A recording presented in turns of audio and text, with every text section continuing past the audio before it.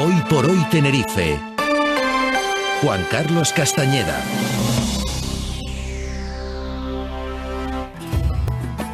...10:44. Vámonos, esta semana toca en el espacio de ciencias Jorge Méndez, vamos a hablar de auroras boreales.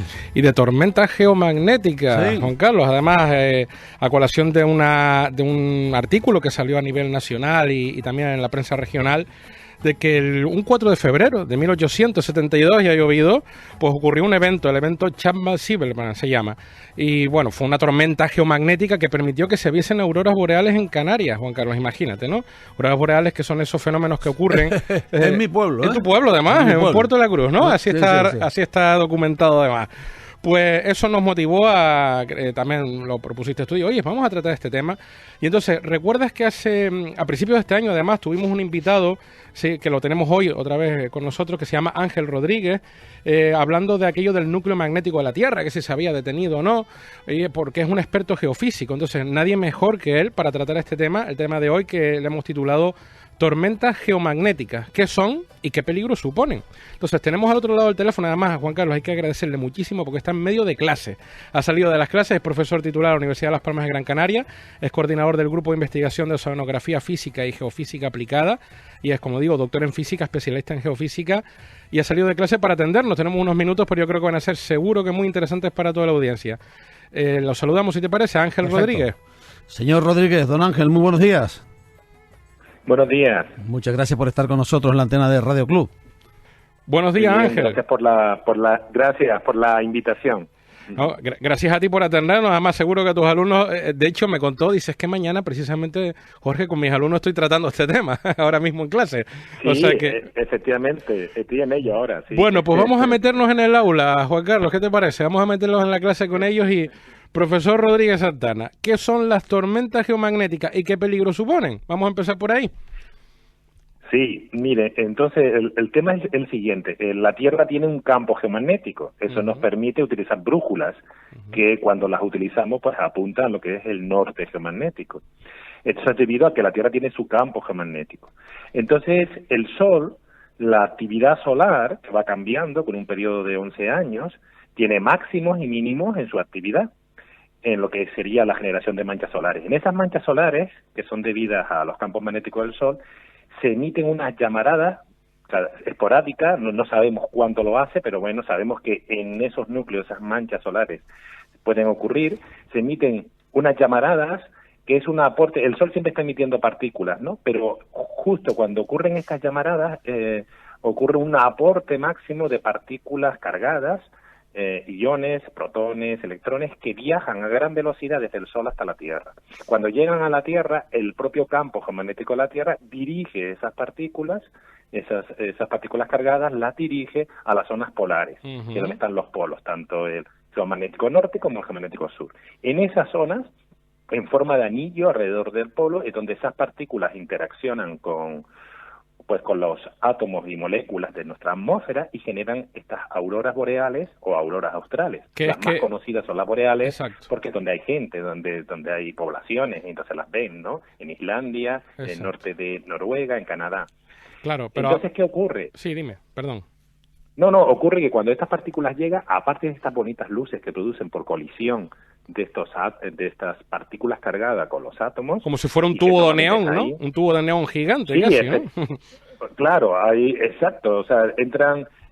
al chocar con estas moléculas se excitan los electrones y al excitarse emiten luz. Y esas luces que vemos va en función también del tipo de molécula que ha sido atacado. Si es nitrógeno, si es oxígeno, pues tienen diferentes colores. Por eso las auroras son tan bonitas, porque son partículas que están chocando con diferentes tipos de átomos que están en la atmósfera. Pero lo que ocurre también cuando llegan estas partículas es que perturba nuestro campo geomagnético y genera variaciones en nuestro campo, claro, que pueden ser más o menos intensas dependiendo de cómo haya sido la llamarada. Y a eso se le llama tormenta geomagnética, variaciones del campo geomagnético en la Tierra. Y ahí es donde vamos, Ángel, y perdona que vaya un poco más rápido, pero sobre todo por ti, por deferencia a ti que estás en clase, porque vamos a, sin querer ser catastrofistas como siempre, Juan Carlos, sin querer ser alarmistas, pero vamos a hablar las cosas como son, porque hay eventos que son catastróficos. Tormentas geomagnéticas, llamaradas, como dice Ángel, tenemos casi todo el año, pero hay momentos en los que eso es superior a lo normal. Y el peligro parece ser, y ahora nos explicará el experto, parece ser que esa perturbación geomagnética puede inducir en el terreno corrientes telúricas, es decir, corrientes que aparecen en el terreno. Y eso es fatal, porque eso hace que todas las tomatierras no sirvan, y por eso podemos destruir la red eléctrica. Ese es el problema de las tormentas geomagnéticas. Entonces, por lo visto, se sabe en la historia que en septiembre de 1859 apareció un fenómeno que se llama la tormenta Carrington, que hasta ahora parece que ha sido la mayor registrada, que se cargó literalmente los cables de lo que se estaba empezando a montar, que era la nueva telegrafía mundial. 1859.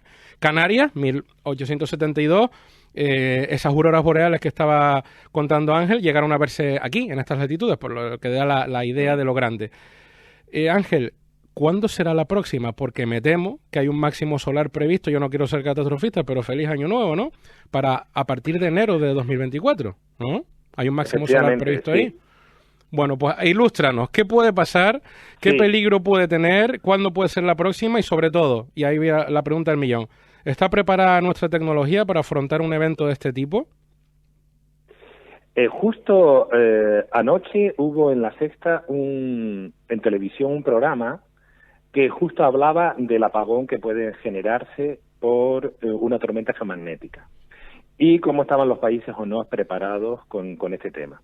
Entonces, fíjate, desde el año 1989 ocurrió una tormenta no tan grande, no tan planetaria como la de Carrington, o la de la 1872, como acabas de comentar, que se veían auroras boreales en latitudes más ecuatoriales, ¿verdad? Que es cuando hay mucha partícula, porque la llamarada es muy fuerte y genera grandes variaciones geomagnéticas, ¿no? Y como comentaba, bueno, en 1989 ocurrió en Canadá, en Quebec, un apagón debido a una tormenta geomagnética, que era bastante intensa, no tan intensa como la de Carrington o la de 1872, pero lo suficiente para en esa zona, en Quebec, apagó, y tuvo 12 horas sin luz millones de personas.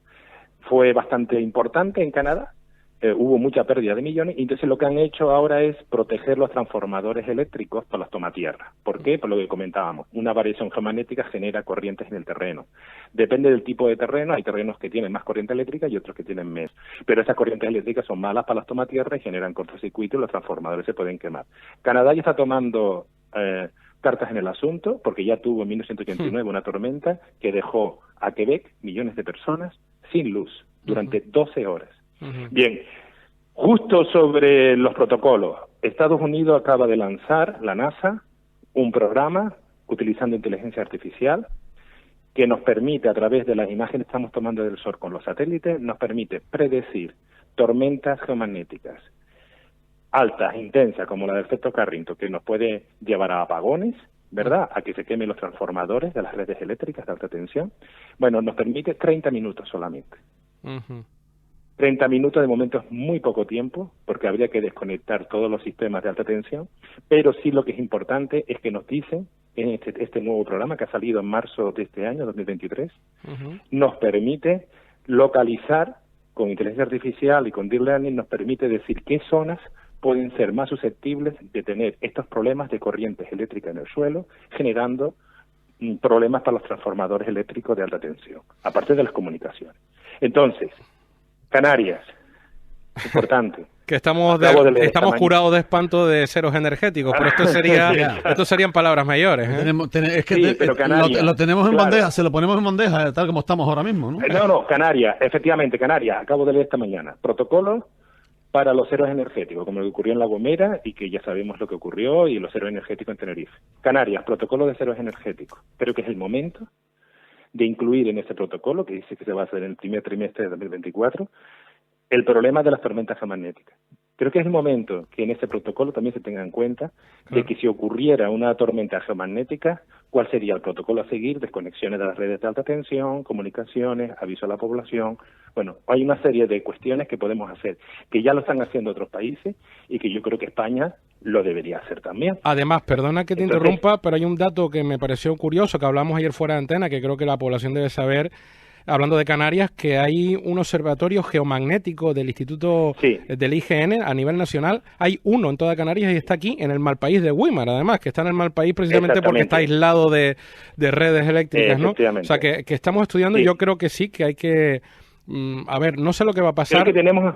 Sí, perdón. Sí, tenemos la oportunidad de poder hacerlo, porque ahora mismo estamos con los protocolos de los héroes energéticos. Yo creo que una de las causas de los héroes energéticos, hay muchas, ¿vale? Pero una de las causas puede ser la llegada de una tormenta geomagnética. Entonces, como de momento tenemos solo 30 minutos, es muy poco, deberíamos tener una tormenta. Yo veo en el sol ahora mismo una tormenta geomagnética que puede ser dañina y...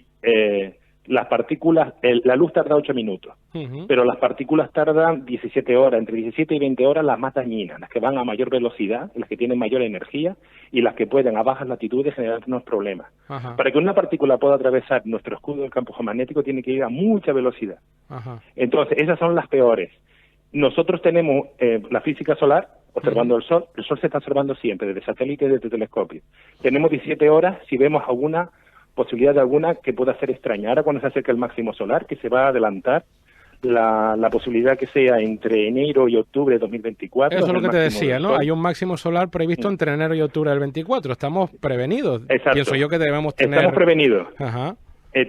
Claro, entonces, ¿qué ocurre? El 1872 fue 2 años después del máximo. ¿Qué ocurre? Cuando tienes el máximo solar, 2024, muchas veces las grandes tormentas geomagnéticas, las grandes llamaradas, ocurre cuando el campo empieza en lo que sería del máximo al mínimo. Vale. En 1872 eran 2 años después del máximo, que fue en 1870. Vale. Entonces, aquí vamos a tener que estar prevenidos entre 2024 y 2026 y 2027, que es el momento donde se pueden generar estas llamaradas muy intensas, con partículas muy intensas que pueden llegar a latitudes más bajas, como es el caso de lo que es la península ibérica, y todavía más baja, como el caso de Canarias. Bueno, pero creo que tenemos la gran oportunidad de poder, dentro de estos protocolos de cero energético, colocar también como fuente las tormentas geomagnéticas. Creo que tenemos una oportunidad de oro. Pues Ángel, muchísimas gracias. Se nos echa tiempo encima. Yo quisiera terminar, no sé si Juan Carlos, seguro que este tema está despertando el interés de la audiencia, no sé si tendrá mensaje, pero yo quería decir que fuera de antena, me parece importante esta reflexión, porque claro, la gente ve, por ejemplo, hay una serie muy buena en Movistar que se llama Apagón, que además está bien documentada, porque sabes que la acción se desarrolla un 11 de octubre de 2024, porque sabían que era el máximo solar.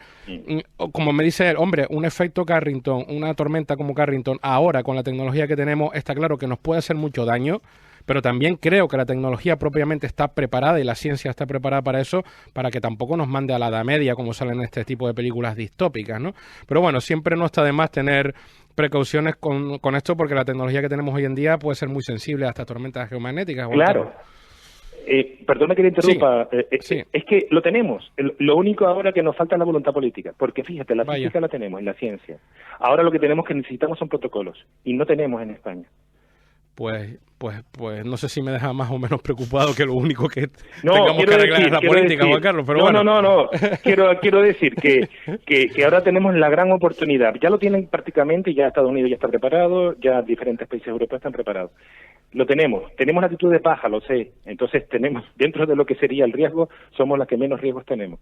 Pero lo tenemos. Quiero decir que hay algo de riesgo. Entonces, tenemos la posibilidad, perdona que utilice podemos hacerlo, quiero decir, ahora mismo si ocurriera, ¿vale? Entonces, ya nos avisarían, tenemos ahora el programa de la NASA de 30 minutos, pero necesitamos un protocolo para la desconexión de las líneas de alta tensión y que los transformadores... Pues, Juan Carlos, ahí queda el aviso. Para evitar, claro, es para evitar pérdidas muchas pérdidas, ¿vale? Porque estos eventos duran... Claro, estos eventos duran 10 horas, 10, 15 horas, entonces solamente tienes que apagarlo un día.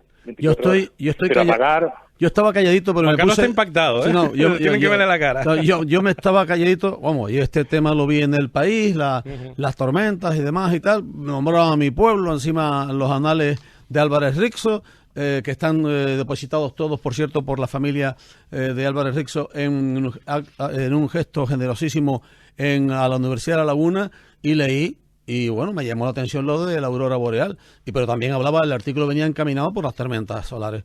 Y claro, yo cuando has ido explicando esto, que hoy hemos leído y hemos compartido con los oyentes de Radio Club, que la Consejería de Seguridad del Gobierno de Canarias está poniendo en marcha un protocolo al respecto de los apagones y demás y tal, yo me he puesto de pie aquí, tranquilito, he ido a mis compañeros a levantar las manos y decir, escuchen que esto es importante lo que está diciendo. Y tanto. Y muy importante.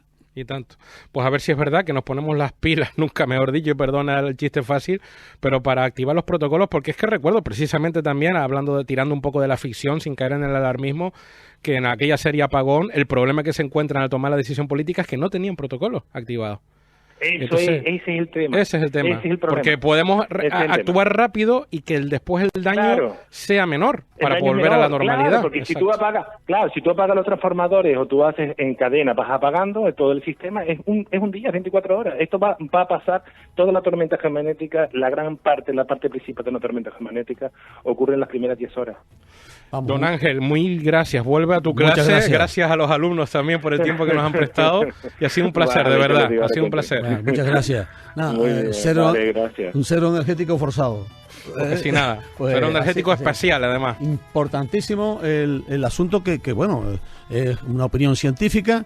Y nada, yo siempre he echado una broma con el tema científico, decirte que si tenemos que ponernos protector 10.000, algo de esto, porque sí. la llamará más de poca, ¿no? La verdad es que, pero bueno, en fin. Es que leí el artículo y me acuerdo que saltó todo el sistema telegráfico del Cairo y empezaron a llamar de un punto a otro, oye, ¿cómo ha afectado y tal? Y bueno. Mira, la tormenta Carrington del siglo XIX fundió los primeros cables de telégrafo. No estaban preparados. Quizás ahora sí estamos preparados. Lo que hay que tener es prevención y, como siempre, mucha ciencia, Juan Carlos, que es lo que nos saca de las crisis. Pues nada, muchas gracias por abrir el melón, porque yo estaba desconsolado con este tema de que lo leí hace una semana.